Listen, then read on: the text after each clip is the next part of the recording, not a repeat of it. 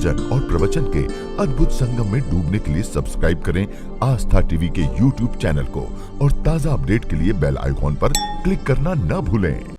दीपदान का मतलब जानते हो आप लोग? क्या मतलब है? यमुना जी के घाट पर जाना, गंगा के घाट पर जाना, नर्मदा के घाट पर जाना और घाट पे जाके दिया लगाना, उसको हमारे यहाँ क्या कहते हैं? दीपदान। पर दुनिया के लोगों ने दीपदान के महत्व को कुछ दूसरा ही बना दिया।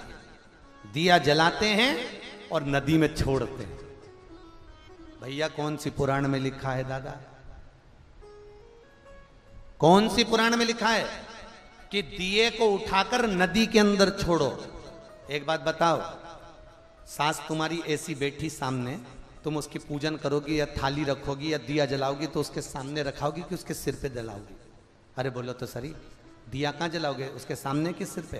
पर दुनिया के लोग दिया कहाँ जला रहे हैं? दिया जला के छोड़ते हैं गंगा जी में, यमुना जी में, सरयू जी में, उसके अंदर छोड़ते हैं। तो ये तो दोष है ना, ये तो दोष माना जाता है। दिया दान करने का सबसे बड़ा क्रम है कि दीप दान करना है तो घाट पर लगाइए, पीपल के वृक्ष के नीचे दीप लगाइए। कार्तिक महीने में पूर्णिमा के दिन जो दीप दान दिया जाता है, उस दीप दान की बड़ी महत्वता होती है। हिंदू धर्म में केवल 3 दिन ऐसे होते हैं जिसके दीप दान का फल मनुष्य को नहीं मिलता। हिंदू धर्म में केवल 3 दिन ऐसे होते हैं जिसके दीपदान का फल मनुष्य को नहीं मिलता। कौन से 3 दिन है? जल्दी बोलो। हिंदू धर्म में 3 दिन ऐसे हैं जिसके दीपदान का फल मनुष्य को नहीं मिलता। पहले नंबर पर धनतेरस, दूसरे नंबर पर रूप चौदस और तीसरे नंबर पर दीपावली।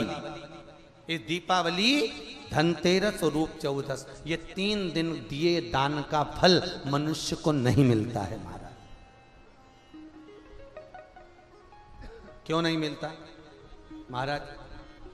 हम तो जला जला के और ओटले पे जलाएं, पीपल के नीचे लगाएं, खूब दीप दान करते हैं, तो इसका फल मनुष्य को क्यों नहीं मिलता? क्योंकि राजा बलि की भूमि को जब वामन भगवान ने 3 पग में नाप लिया था, राजा बलि सुतल लोक का राजा बना था, तो राजा बलि ने वामन भगवान से कहा था, प्रभु आपने 3 पग में मेरी पृथ्वी को नाप लिया, पर आपसे मांगना चाहता हूं तो केवल इतना दे दो कि 3 दिन जो पृथ्वी पर दीप दान करेंगे उसका फल मेरी किस्मत में, मेरे भाग्य में लिखा जाए। भगवान ने पूछा कौन कौन से? तो कहा एक धनतेरस, दूसरा रूप चौदस, तीसरा दीपावली।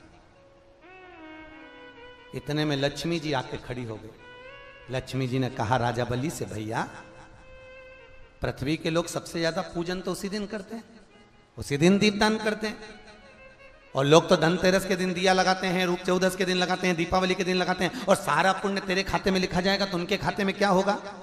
इतने में राजा बलि ने कहा, बहन लक्ष्मी चिंता मत कर, दीपावली के बाद में जो कार्तिक पूर्णिमा आएगी, उस कार्तिक पूर्णिमा के दिन जो किसी जलाशय के पास में जाकर, नदी, तालाब, कुंड, कुआं, किसी जलाशय के पास में जाकर अगर एक दिया लगा देंगे तो उसको 3 दिन का पुण्य फल 1000 गुना होकर प्राप्त हो जाएगा। 1000 गुना। इसलिए हमारे यहाँ पर दीपावली को तो केवल दीपावली कहते हैं, पर कार्तिक की पूर्णिमा को देव दीपावली कहते हैं। कौन सी दिवाली है? जम के बोलो जरा। देव दीपावली।